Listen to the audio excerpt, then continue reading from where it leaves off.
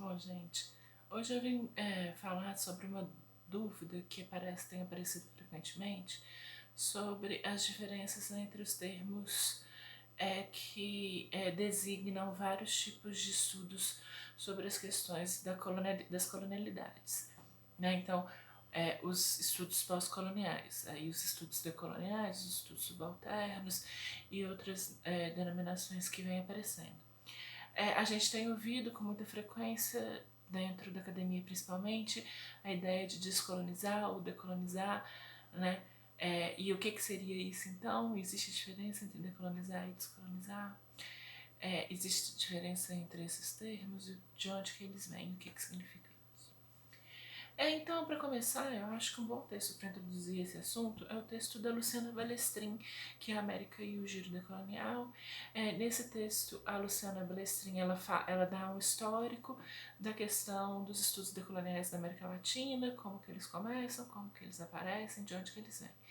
E aí é bem didática a forma que ela expõe isso no texto. É um artigo que é gratuito na internet, é do Cielo, do Brasil, né? Então, só digitar o nome dela, Luciana Balestrin, em América e o Giro Decolonial.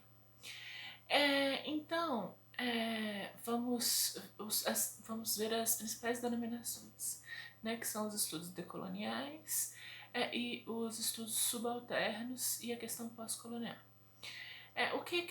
Qual que é a diferença entre esses, então? A gente tem que entender que, para começar a fazer uma situação histórica desses estudos. A partir dos anos 50, vai começar na Ásia primeiro, né, com a Guerra da Indochina, e depois na África, uma série de processos de independência das colônias europeias. E aí a gente vai acabar os últimos impérios europeus. Né? Começa com a libertação da Indochina, que vai ser o Vietnã, né, da França, e aí o Império Francês começa a se esfalecer, né? Logo depois, vem a independência do Marrocos e depois a independência da Argélia, mas todas são guerras bem duras, né, contra o Império. E a Índia vai pedir independência da Inglaterra e assim por diante, né? Então, esse processo, que é um processo que vai se dar na Ásia e na África. E a gente tem que entender um contexto geral dos anos 50, que é após o final da Segunda Guerra, né? Muitos desses soldados que vão lutar pelas próprias independências, inclusive, eles lutaram pelas metrópoles durante a Segunda Guerra, né? Eles lutaram pela França, pela Inglaterra, durante a Segunda Guerra, depois voltam para as colônias e vão organizar as suas próprias independências. E o mundo então está em Guerra Fria, né? O Ocidente versus o Oriente, aí no bloco soviético versus o bloco capitalista, né? O bloco liderado pelos Estados Unidos, mas que tem também a Europa Ocidental. Então, nesse contexto é que aparece a famosa denominação primeiro, segundo e terceiro mundo. Né? O primeiro mundo seria esse mundo capitalista, o segundo mundo, o bloco soviético, liderado pela União das Repúblicas Socialistas Soviéticas, e o terceiro mundo é o bloco justamente dos não alinhados, ou seja, quem não estava de lado nenhum, quem estava aí isento nessa disputa, que vão ser justamente os novos países que vão se tornar independentes na África, os novos países que vão se tornar independentes na Ásia e a América Latina. Tá? Então, todos esses países vão entrar dentro dessa disputa geopolítica entre bloco soviético e bloco capitalista. Né? Eles vão passar a ser disputados ali. E isso pra gente entender uma série de censuras e bloqueios de várias das produções desses intelectuais e do ambiente político da produção de vários desses intelectuais. Nesse contexto, então, vão aparecer alguns intelectuais da África que vão ser bastante importantes para os estudos pós-coloniais, né? Como Fanon, Mamé, O Fanon, inclusive, na verdade, ele é latino-americano, né? Ele é do Caribe, ele é da Martinica, mas ele estuda na França e depois ele vai trabalhar como médico na Argélia, lá na Argélia, que ele vai entrar na luta de libertação colonial. Esses intelectuais da África, então, eles vão pensar justamente a questão da África independente, né? Quais que vão ser? Primeiro o próprio processo de independência, né? O próprio processo de se tornar livre. Depois desse processo de se tornar livre, você tem um processo de criar esse Estado, né? Qual que é a forma desse Estado? Né? É uma forma republicana, parlamentar, socialista, de vários partidos, de partido único. Isso tudo é uma discussão que vai estar em pauta, né? E que vai, obviamente, ter gente defendendo diversos pontos de vista aí sobre quais devem ser as formas de se criar e de se conformar esses países.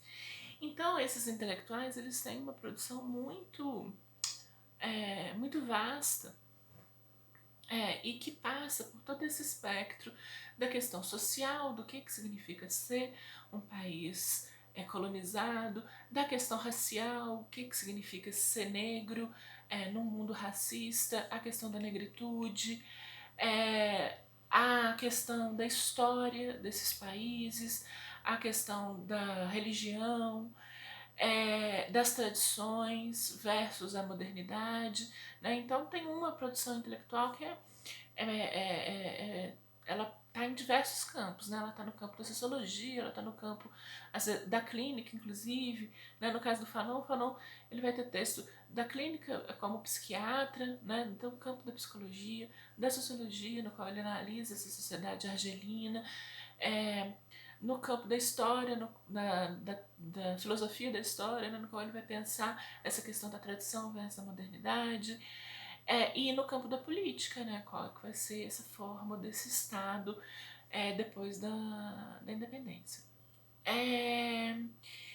Esses autores, eles criam uma faísca no terceiro mundo, né, nesse mundo do sul, e vão gerar então uma profusão de estudos sobre essa questão dessa herança colonial. E em cada um dos continentes, essa questão dessa herança colonial ela vai aparecer de um jeito. Né? Na África, ela tem suas especificidades, na Ásia, ela tem suas especificidades, e na América Latina, ela também tem suas especificidades. E com isso vão aparecer tipos, e elas também têm diferenças de língua, né? Os principais autores da África são de língua francesa, na América Latina de língua espanhola, e na Ásia chinês, vietnamita, né? Das diversas indiano, né? Diversas línguas da Ásia. Então a gente tem várias formas de aproximação dessas questões. E na Ásia tem a questão do inglês também com a Índia, né? E isso gera uma divisão, a grosso modo, aqui. A gente pode dizer que, para começar, os estudos subalternos eles vão aparecer na Índia, né? Eles vão se referir muito, principalmente na literatura, né? Eles vão aparecer muito numa discussão da academia, dos intelectuais da literatura, né? A partir de um livro que não é indiano, né? Mas que é base dos estudos da questão colonial, que é o orientalismo do Said, Eduardo Said, que é um autor palestino, né? O Oriente Médio também que passou pela colonização inglesa, assim como a Índia, né? O orientalismo do Said é um dos marcos também, né? Junto com os livros do Fanon, do Mamet.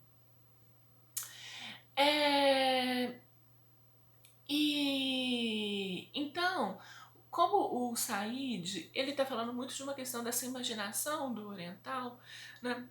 dessa imaginação do oriental exótico, e como que essa imaginação do exótico do outro, ela é uma imaginação da desumanização, né? Ela cria uma série de estereótipos na cultura ocidental sobre esse oriental, que ele sente menos, ele é autoritário, ele é mais propenso a esses regimes ditatoriais, ele não tem um senso de individualidade, ele não tem afetividade, ele não tem amor ao próximo, ele só tem amor à máquina, né? Essa máquina do Estado. Ele é um robô que sofreu lavagem cerebral, né? Ao mesmo tempo. E isso então vai adentrar nessa questão na discussão da literatura, né? Essa colonização da nossa própria imaginação dentro da literatura.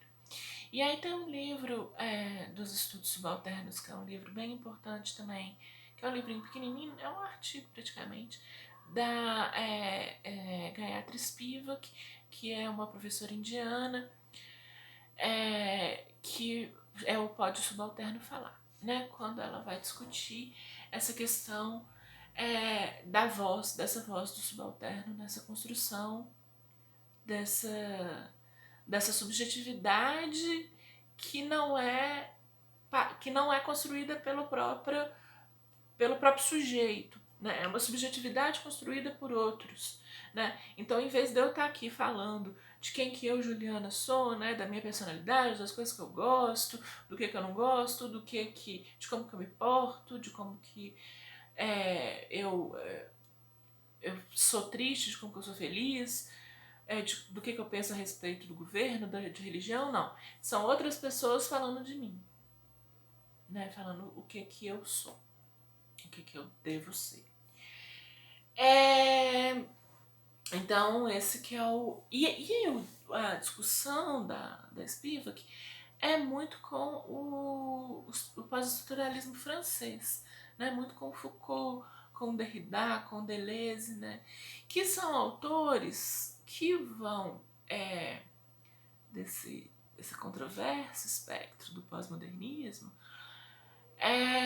que vão tratar da questão desse discurso do mundo contemporâneo, né, de como que o discurso da contemporaneidade se dá. Só que o que o Spivak fala esses homens franceses, europeus, eles estão falando desse discurso do mundo contemporâneo, esse discurso da modernidade, como que esse discurso é construído, como que as redes de poder se brincam nesse discurso, mas em um momento existe outras perspectivas, né? O que eles fazem é universalizar esse ponto de vista. E aqui a questão da universalização é um ponto-chave, né? Porque quando a gente fala do universal, o que significa universal? Universal significa alguma coisa que funcionaria em qualquer lugar do mundo, para qualquer ser humano, né? Então, por exemplo, na arquitetura tem a expressão design universal. O que significa o design universal? Significa que eu não estou fazendo design para quem tem deficiências, né? Para quem usa uma cadeira de rodas ou usa ou tem uma mobilidade reduzida, mas algum tipo de design que atenda a todas as pessoas. Então, a pessoa com dificuldade, sem dificuldade, totalmente impossibilitada, alta, baixa, gorda, magra, qualquer pessoa poderia usar esse equipamento, esse aparelho, né? Essa que é a ideia do design universal. Não criar diferenças, né? Colocar todo mundo podendo usar o mesmo tipo de aparelho, né? O banheiro, o transporte público, por exemplo. Só que essa perspectiva do universal, que é uma perspectiva muito que surge aí no século XIX, né, voltando do vídeo passado, dessa questão da historiografia eurocêntrica, que é a construção desse homem universal, que é um homem que falaria por todos os homens do mundo, né? É um homem que então falaria pelo americano, pelo africano, pelo asiático, pelo pessoa da Oceania, de qualquer lugar, essa pessoa estaria representada nesse discurso. Isso é uma tentativa de produção que vem muito do século XIX. E a contemporaneidade vai entender que é impossível, né? Que essa ideia do universal, do discurso universal, ela na verdade o que ela está fazendo é apagar essas outras vozes, né? Apagar a voz do diferente para em prol de tornar tudo de um ponto de vista único. E que na verdade a gente tem que abraçar essa diferença, né? Que a gente não tem que entender que esse homem de qualquer lugar do mundo, mas entender sim as diferenças locais, as diferenças do lugar de anunciação e o que elas acarretam, né? Então, a Spivak, quando ela fala do pode subalterno falar, ela está falando dessa questão, dessa universalização, justamente nesse ponto de vista, em relação a essa universalização que o pós-estruturalismo está mantendo como tradição. Não está rompendo, né? Se o pós-estruturalismo está tentando romper com uma série de questões do positivismo do século XIX, né? Mas como que ele está mantendo essa universalização da fala desse homem, né? Ele está propondo uma série de estruturas radicais de diferença, né, de poder, de um sistema de poder, de um sistema de subjetividades, né, de um sistema de construção rizomática, né, desse conhecimento, mas ele não fala de diferentes locos de enunciação, né, ou seja, de diferentes lugares de que a fala é produzida. Então, e aí nos estudos subalternos a gente tem o Rony Baba, né, uma tradição dos estudos literários indianos.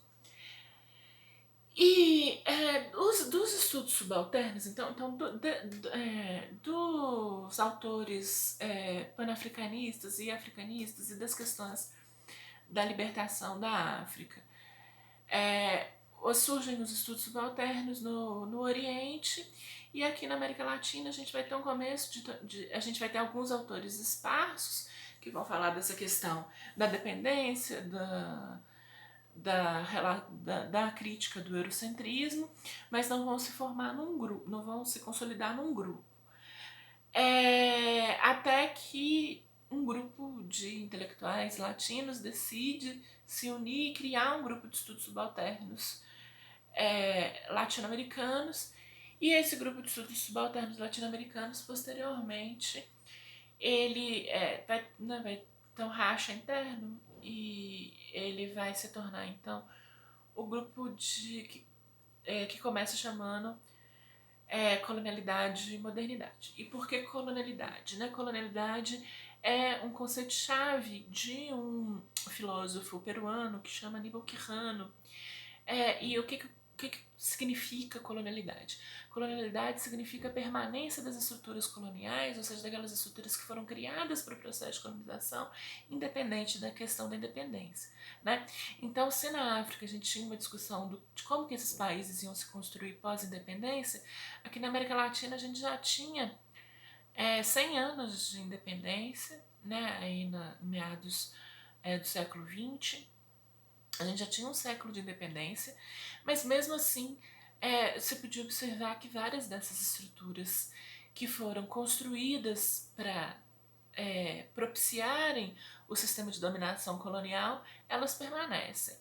E aí o Quijano vai chamar isso então do padrão de poder, que ele vai dar o nome de colonialidade, e esse padrão de poder então que é a colonização tanto do poder, né? Ele começa primeiro falando do poder, depois o Mignolo passa para falar do ser e da questão da colonização também, da subjetividade. Mas o Quijano começa a falar da questão do poder, que não é um poder único, não é só o poder da força bruta do exército que venceu e dominou aquele terreno. né, mas de uma série de outros padrões de dominação, né, a dominação religiosa, a dominação do conhecimento, né, ou seja, o apagamento dos conhecimentos locais, né, o único conhecimento válido é o conhecimento produzido na metrópole, a única espiritualidade válida é a espiritualidade importada da metrópole, né, as espiritualidades locais elas são invalidadas.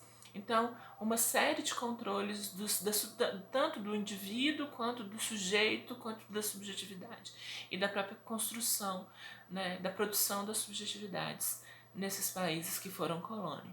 E como que isso cria um padrão que continua após os processos de independência. Então, nesse momento, o grupo Colonialidade e Modernidade é um grupo de alguns intelectuais que são de países hispânicos, né? A gente não tem na formação primeira brasileiros, e a maioria também de que são professores de universidade nos Estados Unidos. Eles são várias pessoas que foram exiladas ou saíram muito novas da América Latina justamente por causa das ditaduras militares na década de 70, né? Então foram se exilar em outros países, na própria Europa, no próprio Estados Unidos. E aí tem uma discussão, eventualmente, sobre a questão do descolonial e do decolonial. Isso, assim, não tenho, não, os dois termos estão sendo usados, e a Catherine Welch, ela advoga pelo decolonial porque ela entende que o descolonial ele daria uma ideia de superação do colonial, que na verdade não é a proposta final, porque a proposta final do grupo decolonial não é só de discussão, e é inclusive por isso que tem a ruptura com os estudos subalternos, mas sim de uma praxis dentro da pesquisa, né, uma forma de pesquisa que use os conhecimentos locais, que use os autores locais, então que trabalhe nessa questão não só dentro do campo da crítica, né, de se fazer essa discussão, que é o que eles reclamam do pessoal dos subalternos, que o pessoal dos subalternos tá lá discutindo com Foucault, discutindo com Derrida, tipo, não, o pessoal da colonial fala, não, a gente tem que parar de ficar preocupado com Foucault e com Derrida e falar da gente mesmo, esquecer desse povo e falar da gente, usar os nossos autores, né? E aí, e o pós-colonial? O pós-colonial, então, é um termo guarda-chuva que abarca tudo isso, né? Ele abarca desde dos autores africanos dos processos de independência até os subalternos, até os latinos do decolonial. Acaba que o decolonial ele fica muito associado à América Latina, né? Tanto é que o Boaventura Sousa Santos, que é um autor português que era muito associado ao decolonial, hoje em dia ele não usa decolonialidade, ele usa epistemologias do sul, né? Então ele cria mais um nome aí, né? Então, além de teoria decolonial e de estudos subalternos, tem as epistemologias do sul do Boaventura Sousa Santos. Então, o pós-colonial seria esse guarda-chuva que abarcaria todas essas correntes.